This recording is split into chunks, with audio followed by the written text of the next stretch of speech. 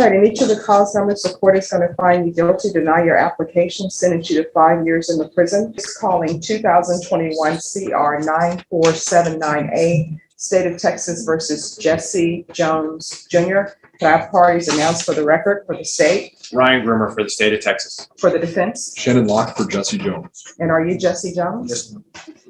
All right, we're here for sentencing. You entered a plea of no contest on April 18th and applied for deferred adjudication. According to the plea bargain agreement, punishments be assessed at a cap of 8 years. There is an affirmative finding of deadly weapon, $500 fine. State opposes your application for deferred adjudication. This is to run concurrent with 2021 CR 9480A. State will take in consideration 2021 CR 9761B, and there's affirmative finding of a deadly weapon. And we're also hearing cause number 2021 CR 9480A. And according to the plea bargain agreement, in that case, punishments be assessed at a cap of 8 years in the prison. There's a $500 fine, affirmative finding of deadly weapon. State opposes the application for deferred adjudication. This is to run concurrent with 2021 CR 9779A. State is taking into consideration 2021 CR 9761B. Are both parties ready to proceed? State? Yes, Judge. Defense? We're ready, Your Honor. All right, have both parties had a chance to review the PSI report? Yes, Judge. We have, Your Honor. All right, any objections to the PSI report? State? No, Judge. Defense, any objections to the PSI No report? objections, Your Honor. All right, State, you're opposed. Do you wish to proceed? Yes, Judge. We have no witnesses, just argument, Judge. All right, defense, do you have any witnesses? We do, Your Honor. There's one that's by Zoom. There's no one on the Zoom. In the waiting room, Your Honor. No, there's no one here in the waiting room. But we do have a live witness, Judge. All right. Ms. Ferguson, can you make sure that Mr. Lott's witness has the Zoom link? Because there's no one in Zoom. Yeah, I did. I provided it, Judge. I've already gone for him, Judge.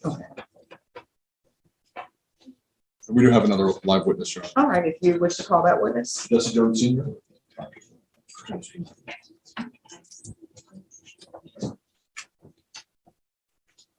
All right, and Junior, Mr. Jones, yeah. Could you raise your right hand for me, please? Do you solemnly swear and affirm the testimony you give will be the truth and nothing but the truth, so help you God? Yes. All right, I'm gonna need you to lower your hand, make sure you speak up so that the court reporters can hear. Yes. And if you can lower your hand, could you state your name for the record? Jesse Jones Sr. All right, defense. Mr. Jones, tell the court what you do for a living. I work at, You need to keep your voice up, please. I'm sorry. I work at Oak Farms Deli, Oak Farms Family. I've been there for a week now. I just started that job. I work from 7 in the morning to 5 in the evening. Tell us a little bit about yourself. Where are you from? I'm from New Orleans. How long have you been in San Antonio? I've been in San Antonio 6 years. I work for, I used to work for, All right, so we're back on the record. Mr. Jones, did Jesse, at some point, Jesse joined you in San Antonio? yes, he joined me 3 years ago. Now, when he joined you, tell us a little bit about yourself. What are the rules of your house? The rules of my house: no smoking, no drugs, no drinking. And did Jesse at some point move out of your home? Yes, he did. Is that because he didn't want to follow the rules? Yes. And during that period, that's when he was. That's when this crime occurred. Is that correct? Yes. Since then, where has he been living? He's been living with me. Can you tell the court a little bit about what he's been like since his arrest and release from the Dare County Jail? 100% improvement. How's He's been doing everything the court asked him to do. He's been going to work, coming home on time, and he's been letting me know every court appearance that he had to do. So is he? What kind of work is he doing? He's working at churches on Fredericksburg Road. And for a little while, he had a job with Whataburger? Is that right? Yes, And he's following the rules of your house? yes, sir. He's doing his chores, but not only that, he's more importantly, he's not using any substance. No, And the use of that substance, is that tolerated by you at all? no, And that includes alcohol yes, and marijuana yes, and any other kind of illegal drug? yes, sir. Okay, you do not tolerate. I do not tolerate. And any of those things, including alcohol, do you use any of those things yourself? No, sir. Now, and Jesse's been, talk to him, has he matured at all since this happened? I believe so. He has. I have talked to him, as a father, and told him that, about his situation and the things that he had done, and his actions. And he has talked to me about it. Do you think he understands the gravity of his situation? I believe so. And he's also been he's been on house arrest for this whole time. Yes, sir. And he's been following those rules also. Yes, sir. I have no further questions for this witness. Nothing from the state, Your Honor. All right, thank you for coming. Your The Honor, witness is not in the breakout room. she says she's in the waiting room. Can I give her a call to see? Yes, Okay. Yeah, may I just step into the hall? yes.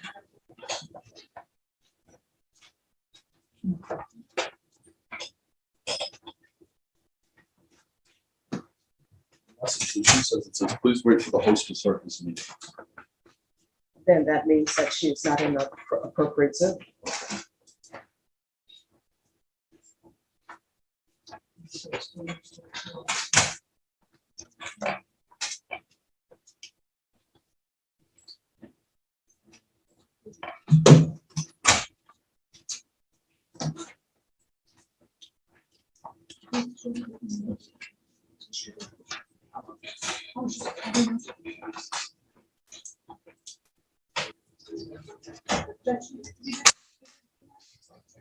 Yes, because there was no scheduled Zoom link listed on my computer. So,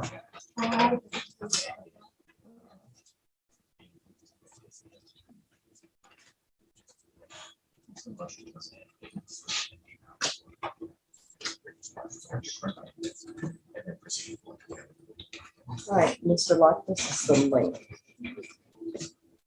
I think I got it. You have it? Okay, I'm gonna write it for you.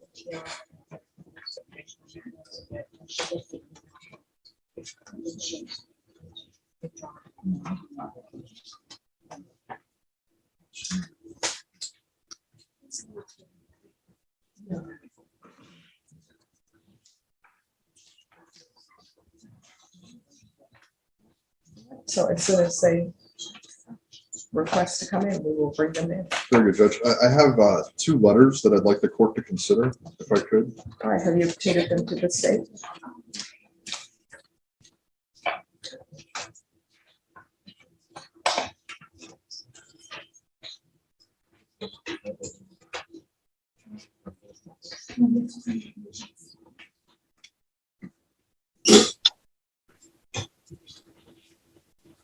No objection from the state, Your Honor. All right, and your witness is here. Okay, very good. All right, call your next witness. Thank you. I'll call Leah Jones. Who are you texting? No, I was He had a letter from his boss. He's going to try to. Okay, all right, thank you. All right, Ms. Jones, could you raise your right hand for me, please? Do you solemnly swear affirm the testimony you give will be the truth and nothing but the truth, so help you God? Yes. All right, I'm gonna need you to make sure that you speak loudly so that the court reporter can hear. You can lower your hand. Could you state your name for the record, please? Leah Jones. Defense? Thank you. Leah, can you tell us a little bit, how do you know Jesse? Who is Jesse to you? Jesse's my little brother.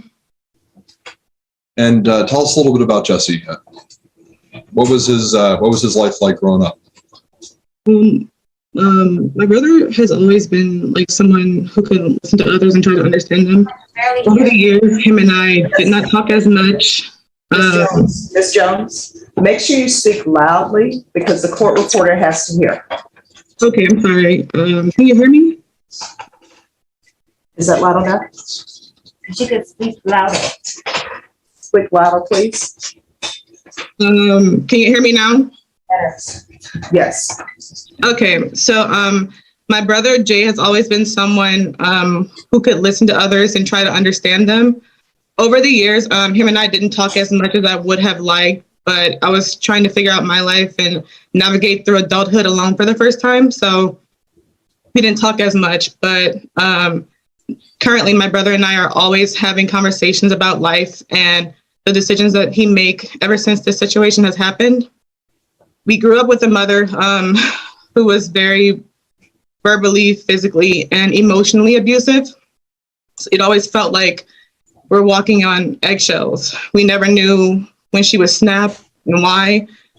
And our emotional needs were never really met because she was always putting herself first. So we began to operate from selfishness out of self-preservation.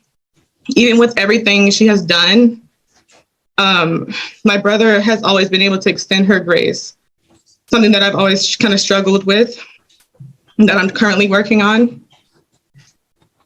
As I grew older and I listened to other people and their struggles, it helped me understand when I wasn't able to really do, and understand that everyone else has trauma as well.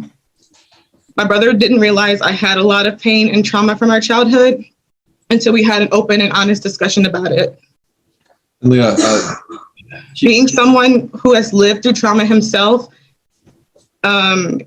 we had this conversation about the negative impact on how these individuals and their family, hearing him struggle through trying to explain the situation and the disgust he had for himself allows me to remind him of those feelings so he doesn't make these terrible decisions again. I ask him questions like, do you want to keep feeling like this shame and regret? Do you want to live a life of regret and let the guilt consume you? Think about how your actions affect other people. You've been through trauma, so don't be the source of someone else's trauma. and so has Jesse, has he listened to that? Do you think he's absorbed what you've talked to him about? I definitely think he did. I mean, we talk every 2 to 3 weeks. We catch up. We see where our head spaces are. I feel like he lives intentionally. His faith is a lot stronger than mine, honestly. He's thinking about going to college. He knows that he's alive and he's breathing today. So he knows he has a purpose in his life. So he has to just keep moving forward positively. In this courtroom hearing from state of Texas, Jesse Jones Jr. appears before the judge for sentencing after entering a no contest plea in 2 criminal cases involving deadly weapon findings. Prosecutors opposed his request for deferred adjudication, meaning they wanted prison time instead of probation under the plea agreement. The sentence could be capped at 8 years, with both cases running concurrently. During the hearing, the defense tried to show that Jesse had changed since his arrest. A family member testified that Jesse had moved back into his home, where strict rules prohibited drugs, alcohol, and smoking, according to the witness. Jesse had followed every condition of house arrest, maintained steady employment, attended all court appearances, and shown major personal improvement. The testimony painted a picture of someone trying to rebuild his life after making serious mistakes. The most emotional moment came when Jesse's sister testified over Zoom. She described a difficult childhood marked by emotional, verbal, and physical abuse inside their home. She explained how trauma affected both of them growing up, and said Jesse had recently become more reflective and remorseful about his actions. She told the court that he openly discussed the shame and regret he felt and was trying to understand the consequences of his behavior. Throughout the hearing, the defense focused heavily on rehabilitation, accountability, and personal growth, hoping the judge would consider deferred adjudication instead of prison. But despite the emotional testimony and evidence of improvement, the court ultimately denied the application and sentenced Jesse to 5 years in prison in each case to run concurrently. The hearing highlights the balance courts often try to strike between punishment, rehabilitation, and the lasting impact of personal trauma on criminal behavior.